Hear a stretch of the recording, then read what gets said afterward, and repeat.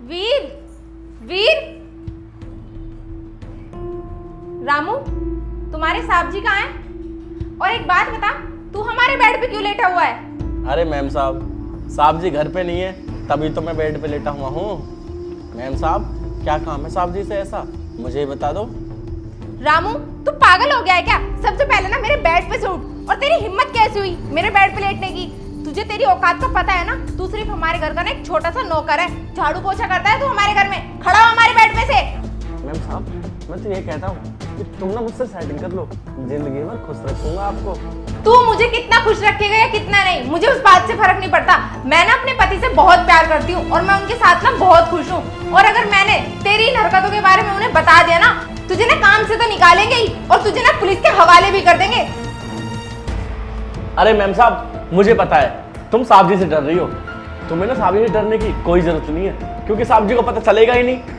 तुम भी नहीं बताओगी, मैं भी नहीं बताऊंगा, और मुझे अच्छे से पता है कि साहब जी तुम्हें टाइम नहीं दे पाते हैं। मैम साहब, इसीलिए मैं कहता हूँ मेरे ना तुम करीब आ जाओ, तुम्हारी जिंदगी सफल हो जाएगी। मुझे लगता है तू ना ऐसे नहीं मानने वाला। जब तू हमेशा के लिए जेल में सड़ेगा ना, तब तुझे पता चलेगा कि किसी की वाइफ पे कैसे नजर रखी जाती है। रुक जाओ सालू, उससे कुछ भी कहने की ज़रूरत नहीं है। मैं बताता हूँ तुम्हें वो ऐसा क्यों बोल रहा है। सालू, तुम्हें तो पता है मैं ज़्यादातर अपनी ड्यूटी पर रहता हूँ, तो मुझे लगा था कि शायद तुम्हारा किसी के साथ अफेयर तो नहीं चल रहा है, तो बस तुम्हारे बारे में ही जानने के लिए हम दोनों ने प्लान बनाया। उसने वैसा ही किया।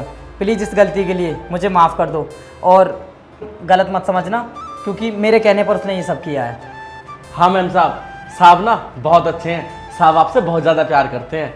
मैंने भी साहब के कहने पर ये सब किया है। मैम साहब, अगर मुझसे थोड़ी भी गलती होगी हो तो प्लीज़ माफ़ कर देना। वीर, तुम्हें अपनी वाइफ के ऊपर इतना सा भी विश्वास नहीं है?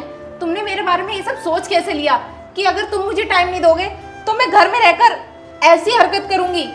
सालू, ऐसी बात नहीं है, तुम समझने की कोशिश करो। लेकिन मैं तुमसे प्रॉमिस करता हूँ कि आज के बाद इन फ्यूचर मैं कभी भी तुम्हारे साथ ऐसा बिहेव नहीं करूँगा। प्लीज़ मुझे माफ़ कर दो। तुमने जो गलती की है ना वीर, ये माफी के लायक नहीं है। और अगर तुम्हें मेरे ऊपर विश्वास ही नहीं है तो मैं जा रही हूँ तुम्हारे घर छोड़कर। मैं क्यों रहूँ फिर तुम्हारे साथ? मैम साहब, प्लीज़ साहब को इस तरह से छोड़कर मत जाओ। साहब ने कोई गलती थोड़ी की है, और गलती भी की है तो वो माफ़ी भी मांग रहे हैं। वो आपसे बहुत ज़्यादा प्यार करते हैं। आज अगर मैं तुम्हारे इस घर में रुकूंगी ना, तो सिर्फ रामू के कहने पर, वरना मैं तुम्हें कभी माफ़ नहीं करती। ठीक है सालू, मैं ड्यूटी के लिए जा रहा हूँ, मुझे माफ़ करने के लिए थैंक यू। और रामू, तुम भी अपना काम करो, और सॉरी जो मैंने तुमसे ऐसा करने के लिए बोला।